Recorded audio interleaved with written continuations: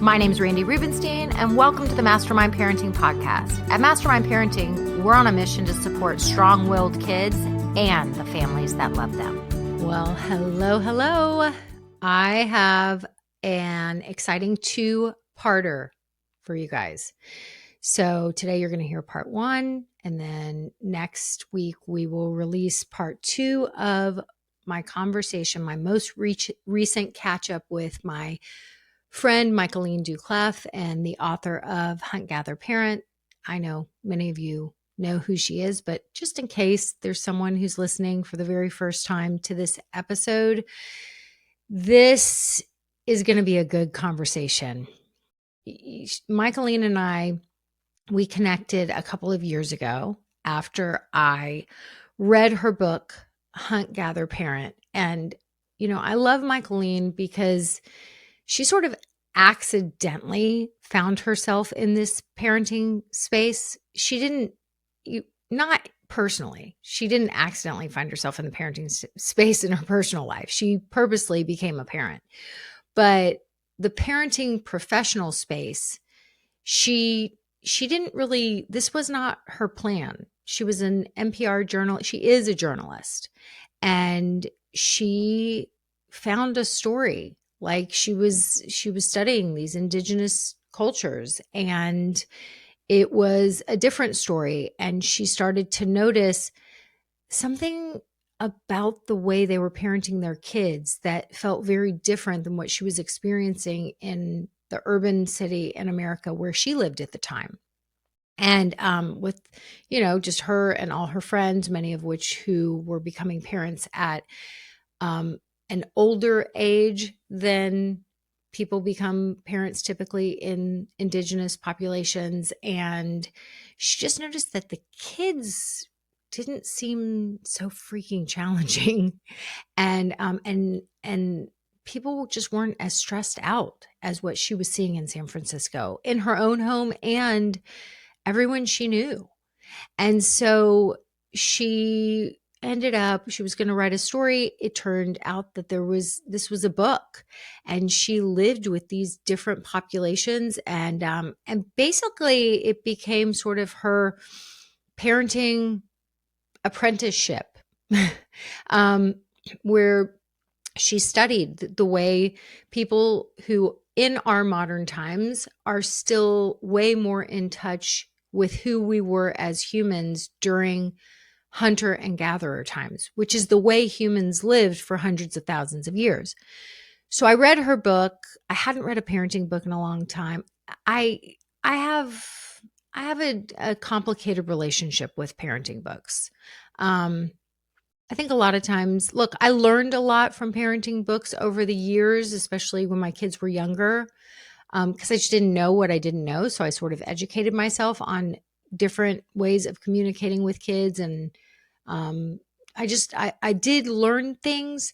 And I also think that you can find yourself reading these books, especially ones that are really heavy in the scripts. This is what you say. This is how you say it.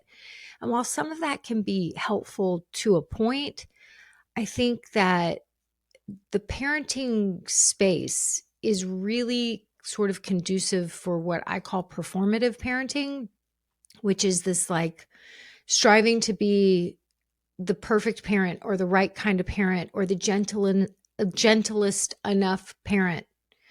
And I think that quite often we can find ourselves there, and then we have these very human moments where people are tired. We're tired. Our kids are tired. People are out of spoons, right? Like they're done for the day. We have a kid that's a highly sensitive person. It's still the beginning of the school year. Transitions are hard for them.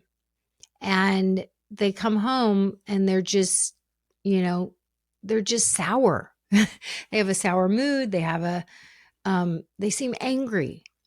And I think, we can be filling our brains with all the right ways, all of these aspirational ways of being a parent. And then you find yourself in real life. And all of that learning goes out the window. And then you're in a shame spiral because you're like, I know what to do and I'm not doing it. So I have a complicated relationship. While many books have helped me over the years, as I was sort of tapping back into what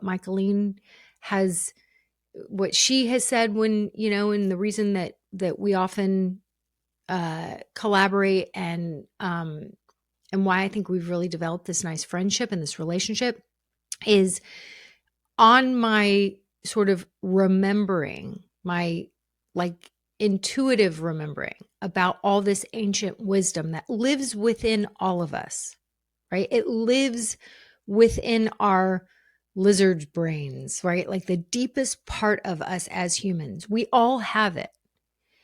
And so while we're tapping back into that intuitive wisdom, the way human beings raised smaller human beings and helped them, taught them, supported them in learning how to be alive, essentially, we are tapping back into that ancient wisdom and the way that humans raise kids for hundreds of thousands of years. And in many ways in our modern society, over the last couple of hundred years, we've sort of thrown the baby out with the bathwater in lots of ways. And so why I love Michaeleen so much and why I love her book so much is that it really sort of validated and put into words what I think I was remembering, but couldn't really, I didn't really identify yet. She helped me to identify it. So we had a little catch up as we do. We decided to record it. Really, I decided to record it.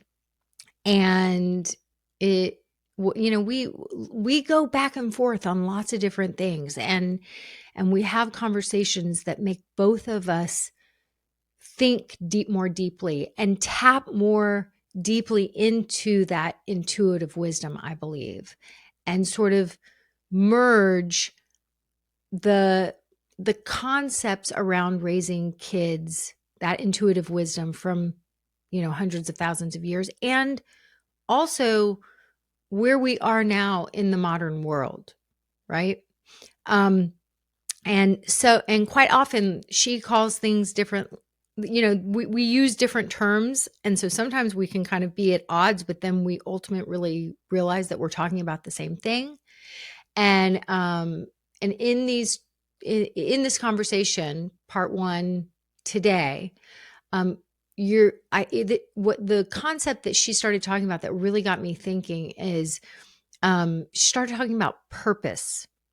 But just even that term, it's like if somebody asks you or somebody asks me, like, what is your purpose? What is your purpose with mastermind parenting? What is your purpose in raising your kids? What is your purpose?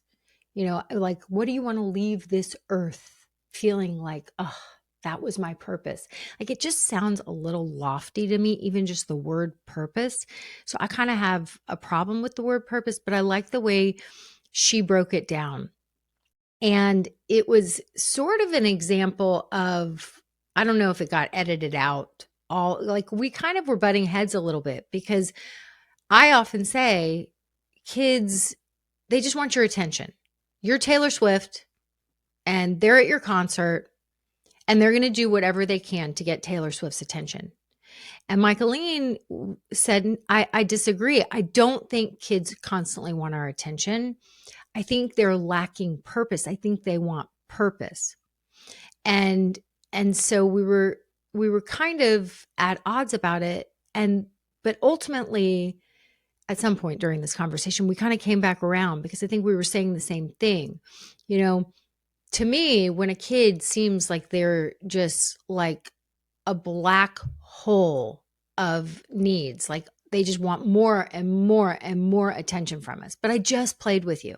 But I just spent the morning taking you to the park and a birthday party and doing all these child-centric things. And now you want even more, right? They're like a pit of wants and needs, and it's never enough for them. And so we can kind of think of it as they just want our attention. But really what I'm saying is what like quite often less is more. If they really crave our connection. Like even if we're doing all the things, crossing all the boxes off, taking them to all the activities, if they sense that we're just sort of checking things off a list, but we're not really there with them, we're not actually enjoying them because maybe our life has become too child centric and we're a little resentful about it. And we don't want to really be there doing all the things, but we're just doing all the things because we're shoulding all over ourselves because all the books say this is what we should do. But the scales have been tipped more towards everything is around about my kid and I have needs too. And so now I'm kind of resentful. So I might be going through the motions and doing all the things, but I'm not enjoying myself. I'm not enjoying my kid. I'm not actually here with my kid. And then that kid feels not enjoyed. And then they act more needy, more attention seeking, less enjoyable. And it just becomes this vicious cycle, right? So when I say that kids just want our attention, it's really that they want our connection. And when they don't feel that secure attachment and connection from us, they are a bottomless pit of wants and needs. And so they just become badgery for more and more and more attention. So, what I know is that when we show up in pack leadership and we start to live our life based on, we've turned hunt, gather, parent into a verb in my community, right? When we hunt, gather, parent our lives, which is really, it's not parent centric and it's not kid centric, it's just family centric. And we're a family, we're a pack, and we all have needs. And there's compromises that are made and we work together. And we all get to feel like a valuable member of the pack, right? And so we all have purpose. And helping our kids to feel like valuable members of the pack, what it might look like, to give a 3.5-year-old purpose, it might be that she gets to be responsible for putting the doggy vitamins every day into the doggy bowl when they're eating their breakfast, right before they eat their breakfast. And that could feel super purposeful for a 3.5-year-old, right? We include them and they feel more connected to us. And they feel like we've given them purpose. Who would this pack be without me helping to care for our family pets and making sure they have their vitamins every day? Like that's a big deal for a 3.5-year-old. So we talk about concepts like that. She really challenges me and helps me to think more deeply. I venture to say that I do the same for her.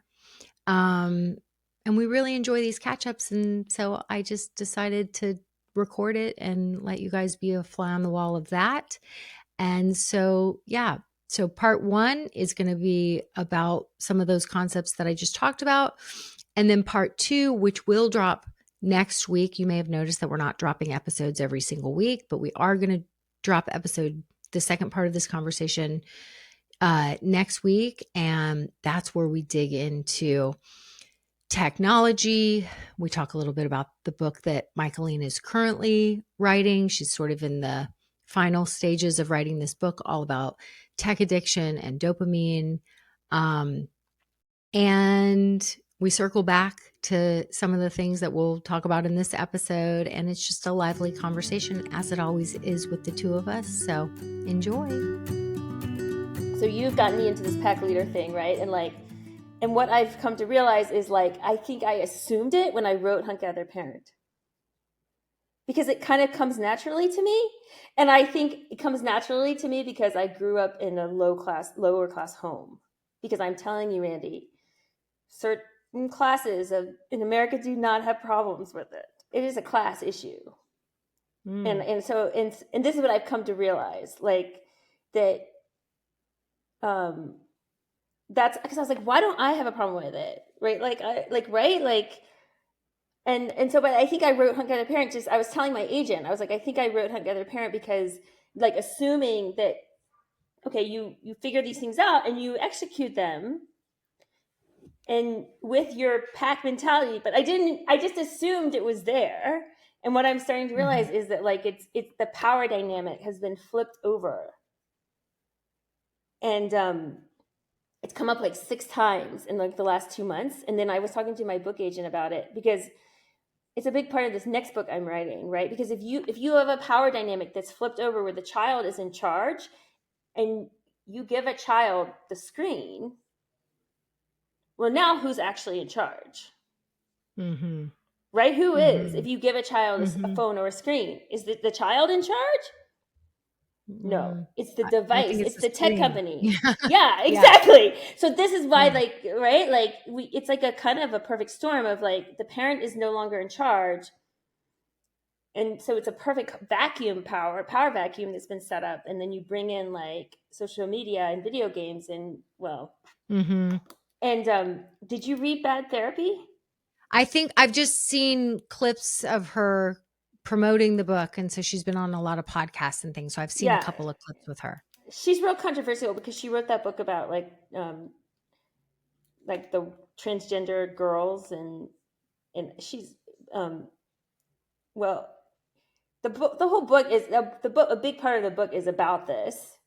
And I finally read it because somebody said, oh, she, like, cites Hunt Gather Parent, like she has a whole 2 pages on it, which I was like, yeah, I know. And I was like, what? Like, and it's really fascinating because she notices that in Hunt Gather Parent, like, I'm kind of saying, like, okay, this other way, well, I am saying this other way isn't working, right? So she's using Hunt Gather Parent to support her argument that we're doing it wrong and the power dynamic is off and we're over coddling our kids and basically, like, making mountains out of molehills by over whatever the word is. Yeah, like, she's kind of accusing placing a lot of the blame on, like, the therapy industry and, like, the mental health industry.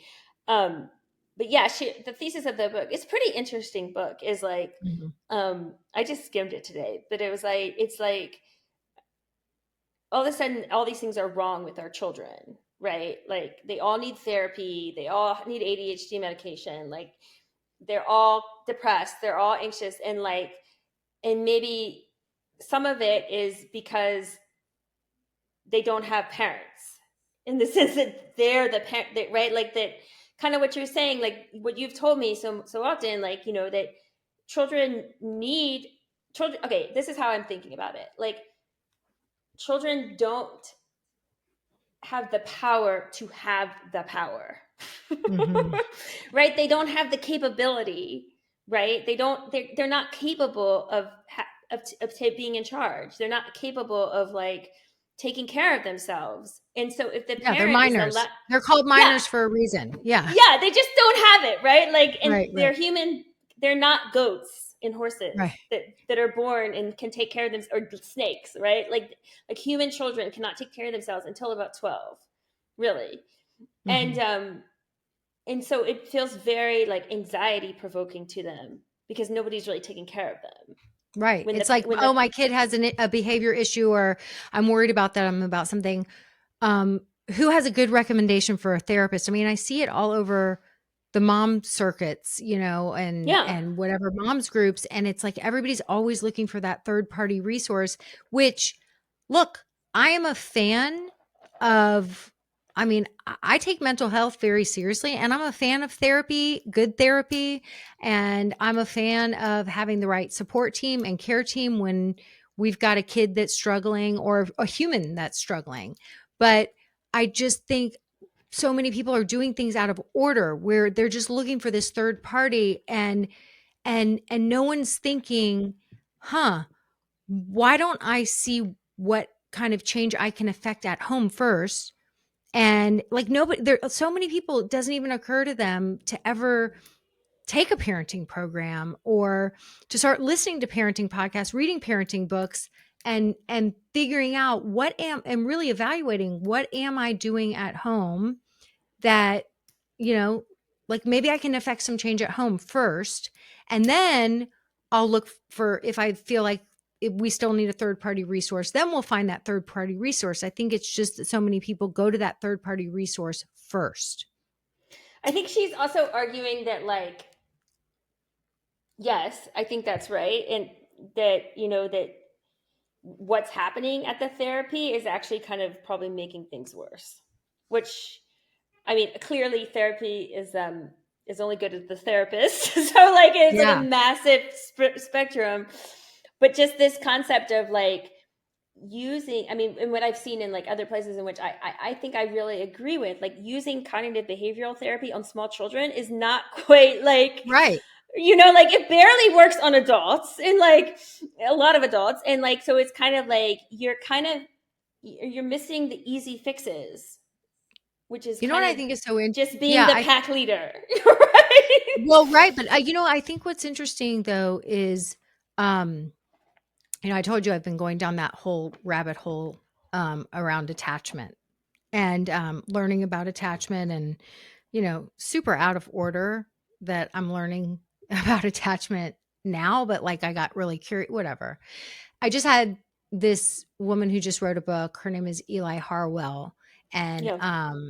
I just read. So I just had her on the podcast, and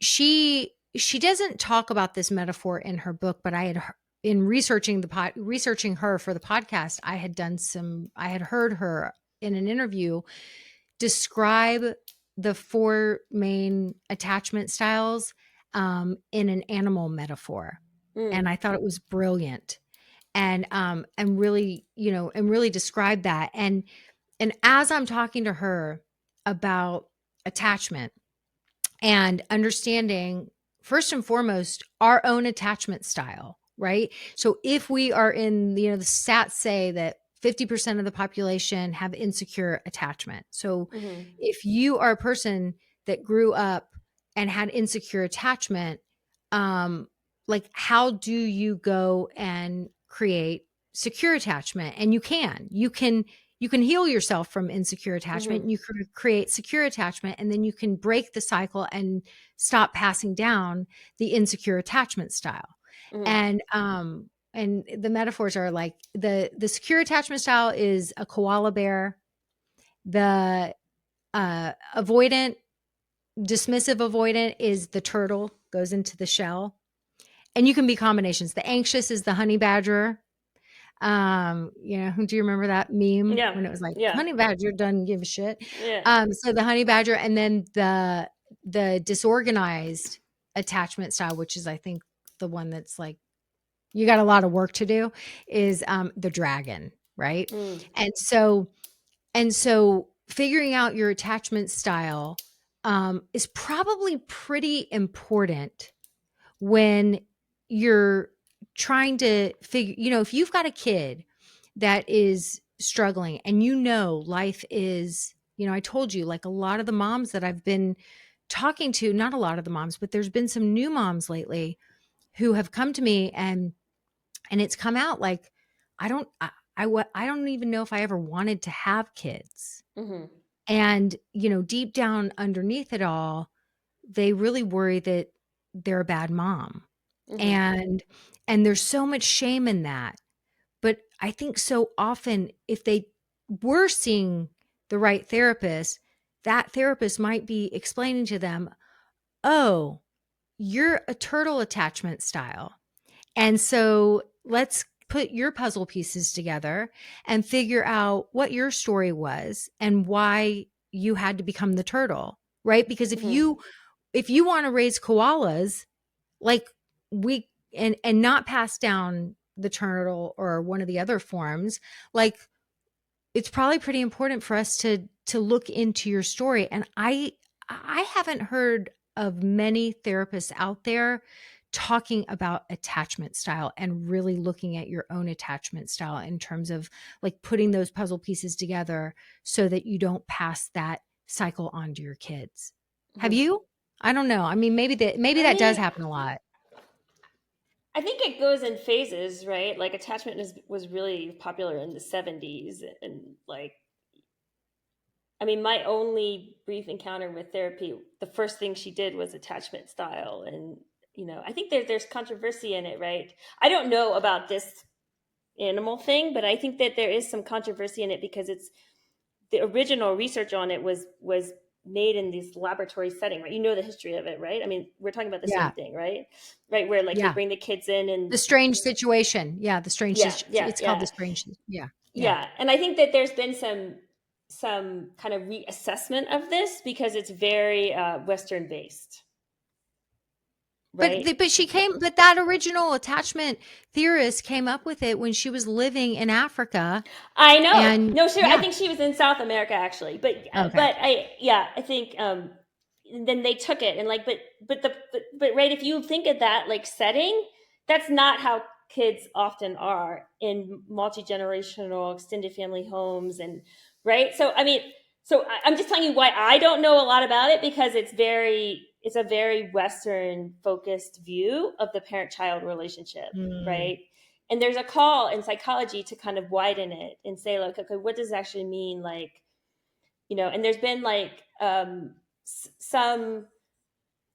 controversy in the sense of like, if the child doesn't do this, like really what are the repercussions of it? And so I'm just telling you what, I don't know a lot about it because it seems like in my world of like cross-cultural parenting, it's a little bit of a hot mess, right? And like, I'm not saying That's it's not useful for people, yeah. but it's also Yeah. like, I don't think it applies kind of universally to kids that grow up with a lot of allo parents. Right. Right. I think it probably applies more to if you're a a traditional nuclear family in Western society. And the mom is doing basically everything, right? Like I know Right. that there's one researcher who's like looking to see, like actually looking in like a more of an allo parenting setting, like are the kids like attached to multiple people, and is there Yeah. this real attachment to the mom as much? And like by two, right? Like the statistics on kids in many parts of the world by two, like the mom is with the kid like 20% of the time or something, and the rest of the time they're with allo parents, right? So it's a very Mm. like, so I don't know a lot about it, and it put my body kind of like cinches up when it's like the right way to like, I don't know, it just seems like Well, really what she wrote, I'll tell you what she wrote about in her book is basically she's teaching what you're teaching in Hunt Gather Parent, what I'm teaching in my programs. It's really just connection-based parenting. yeah, It went a little heavy on the scripts, in my yeah, opinion, which, I I don't know. I have a lot of feelings lately about parenting books because I just feel like without doing, it's like we can talk about pack leadership, but if you are, like if you are a person who identifies as insecurely attached, right? And then all of a sudden you're expected to be in a role of pack leader.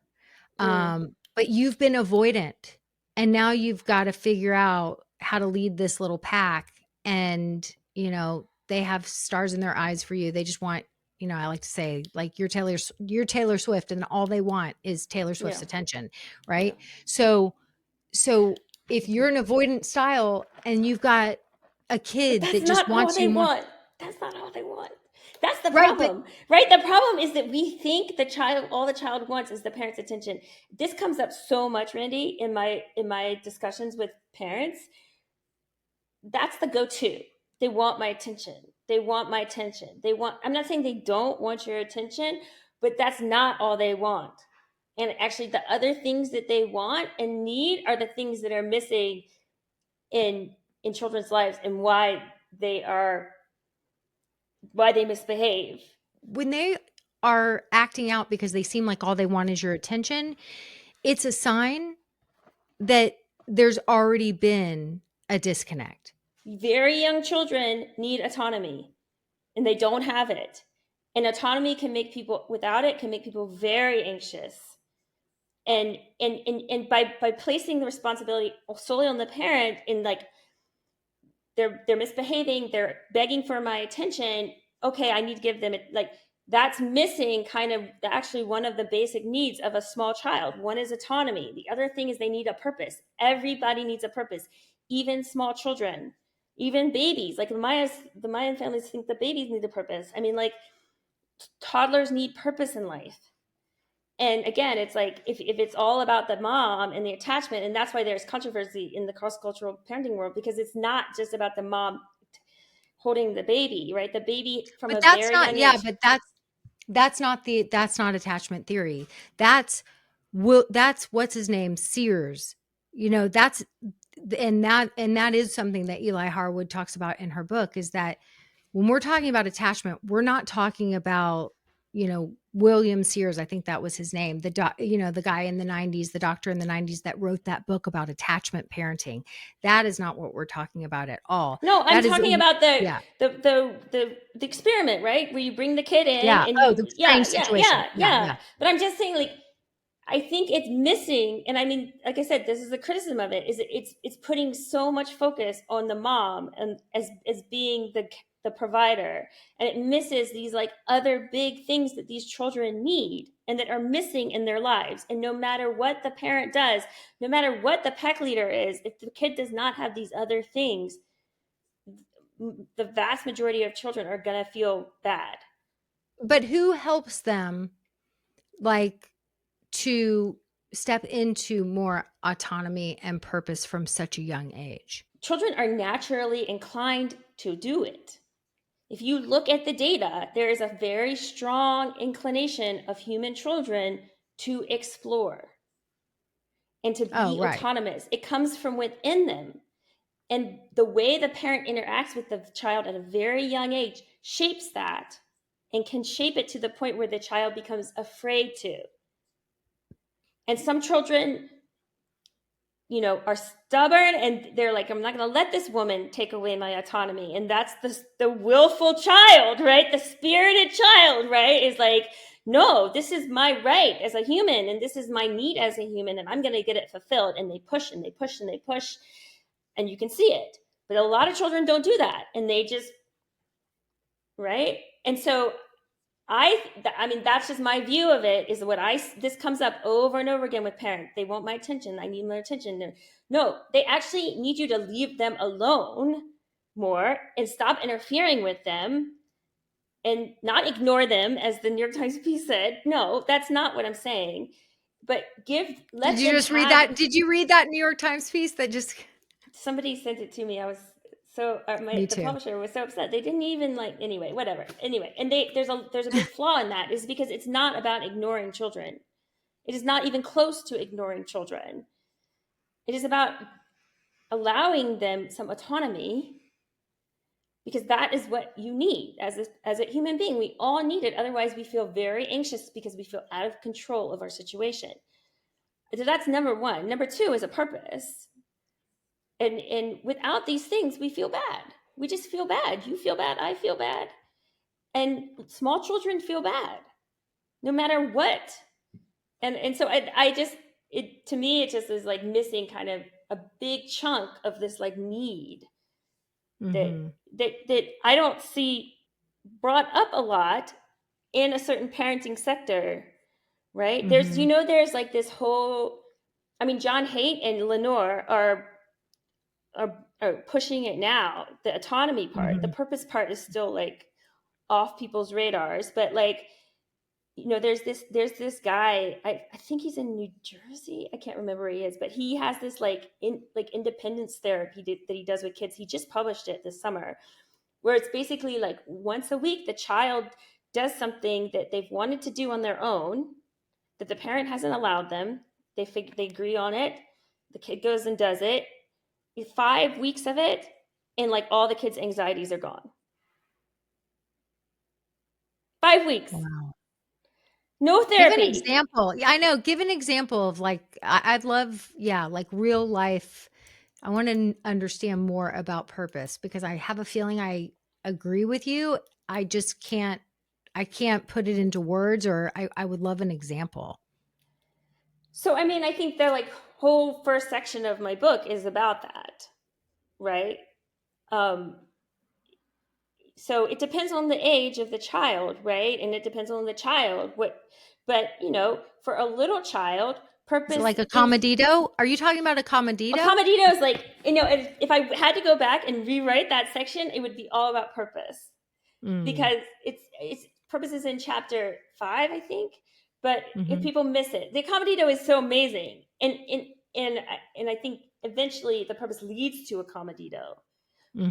But you start off by giving to teach a commandito, which I finally see in Rosie at almost 9. So I've been doing it the whole time. A commandito is this amazing skill of like, so people like it's this idea of you're not just helping, but you're figuring out when you need to help and what needs to be helped.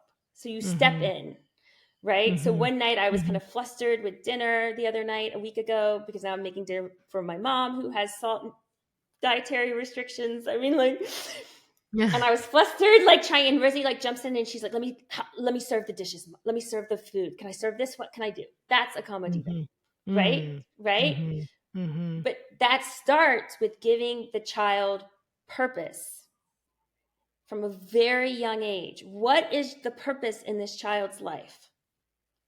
Everybody, if most cultures in the world from the beginning start to figure out what is this child's role in the family, in life, special role, minor roles, but oftentimes like a special role that we look to this child for.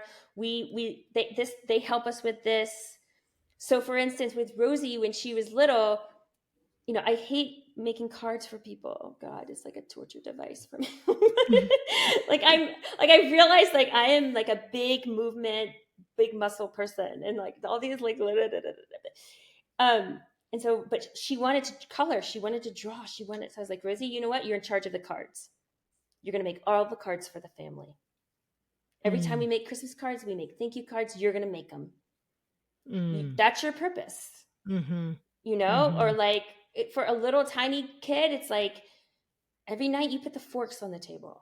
Or just these little tiny like things where they're like, and they're real. They're not fake.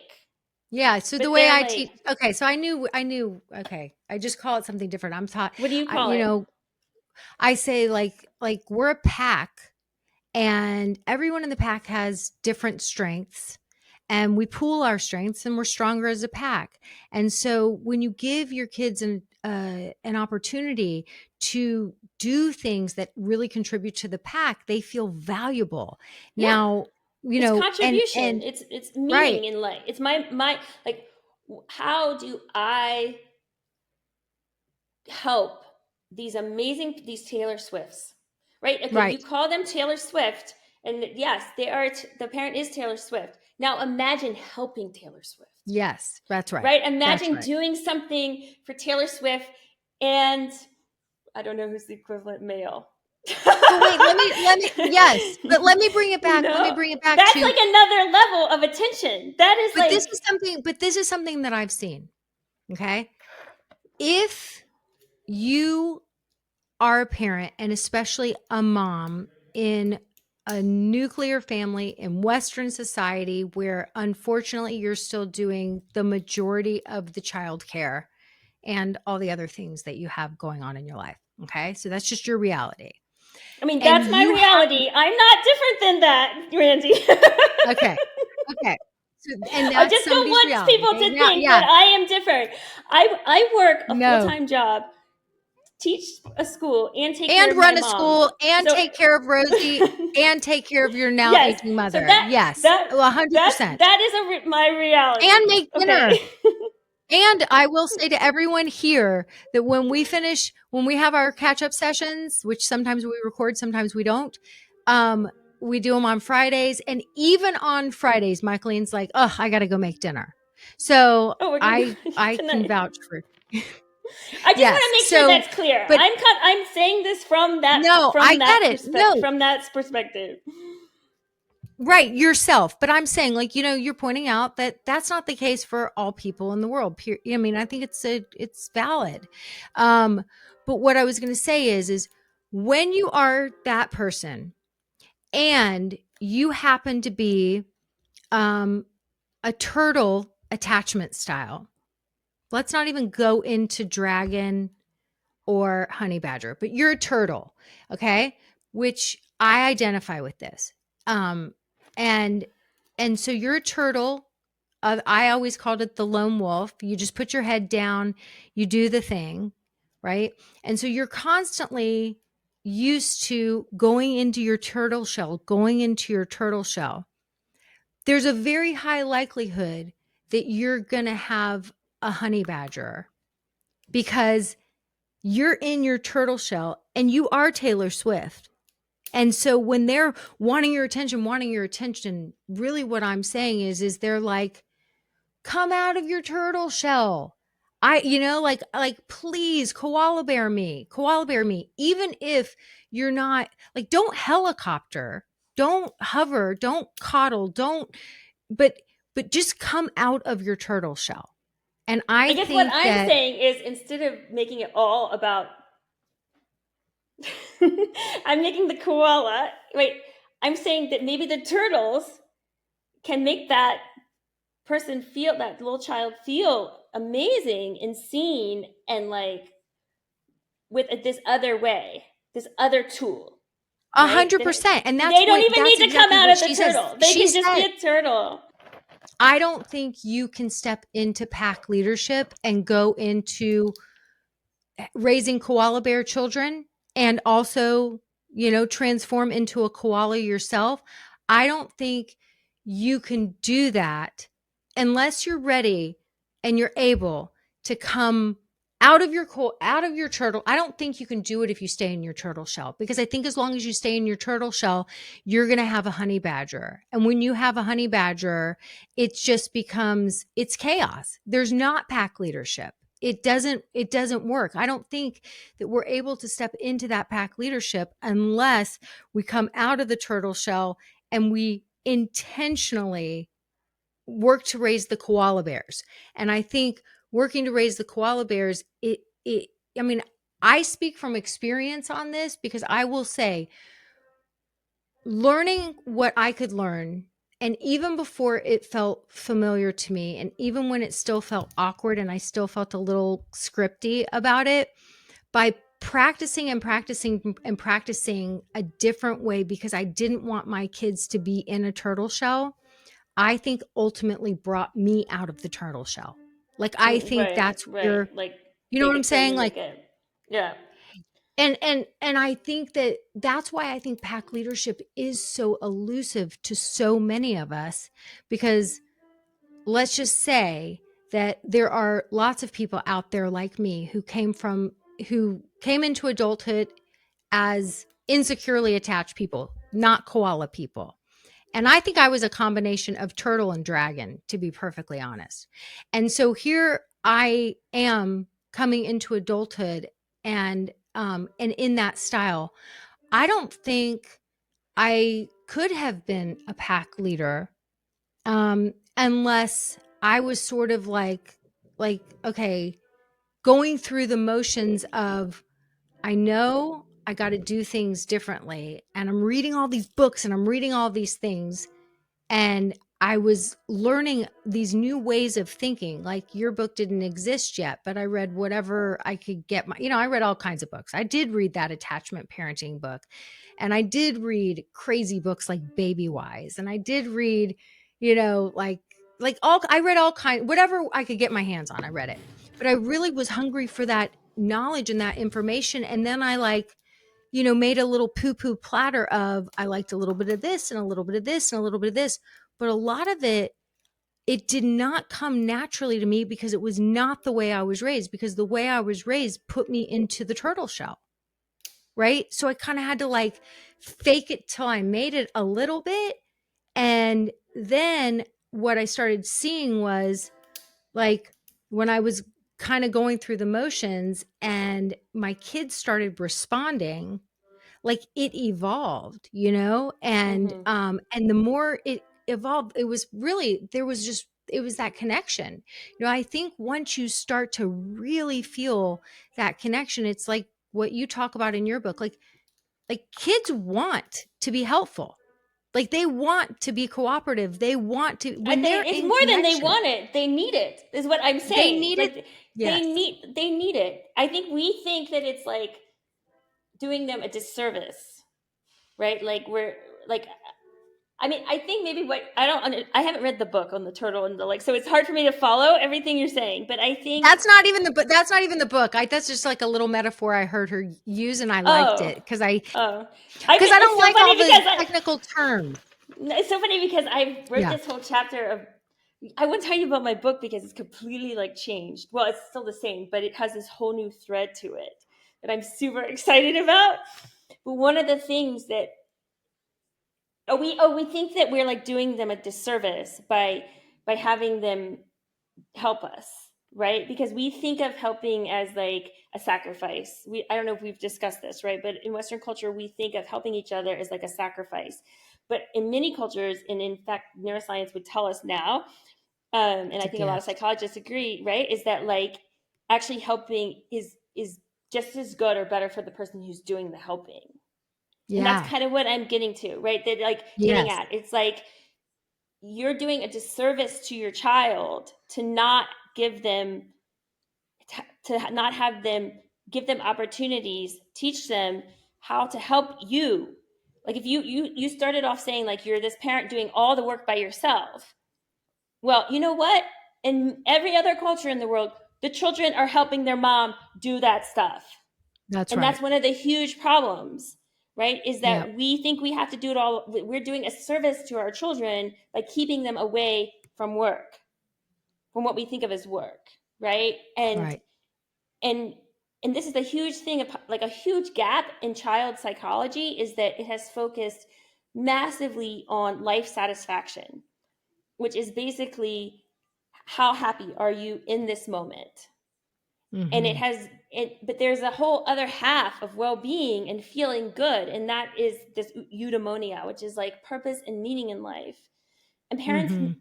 and don't know how to even start giving it to their child. I have this woman at the University of Wisconsin that just mailed me. She has a whole paper on it where she charts how parents don't know how to have their toddlers help. They don't know how to teach their toddlers to have purpose and help. She has research that just came out on it, and she's has this program where she's teaching parents how to do it. But she's arguing what I'm arguing, in the sense that like children need it to feel good. They need it to not. A lot of children need it not to behave poorly, not to seek lots of attention from their parents, and two, parents don't know how to do it, whether you're a It's true. turtle or whatever. Like it's just a totally independent thing. It's interesting because I think some of the koala turtle, like some of that is like the same, like it's getting at kind of the same thing that like bad therapy is getting at, and this whole like theme of like, where does this flip and power dynamic come from, Mm-hmm. right? and and I think it's a lot of things. I think it's also parenting books take it away, like put us back, like stuff us down into the shell somewhat, right? I Because it's agree. I like, agree. that Look, you're gonna hurt the child. I loved reading. I mean, I now, with what I know now and what I help people with, when I read a parenting book, and I know the publishers are probably like, give people useful tools. This is what the Right. readers want. Give Quick. me, yes. And I mean, I've had people forever, just give me the script, just give me the Yeah. script. And I'm like, no, no, no, and no, because you can have the script all day long. But guess what?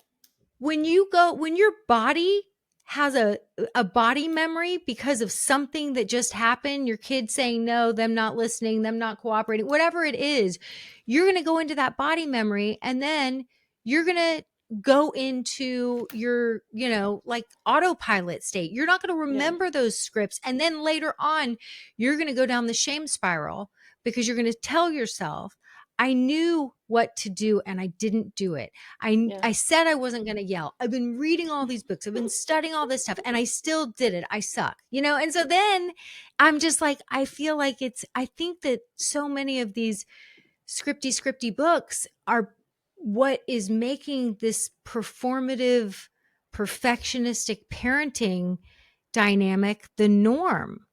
And, but it's like, Randi, I don't think it's new. You even showed me I that. learned from it. Look, I mean, the thing with me was, it's interesting. I was hungry for knowledge.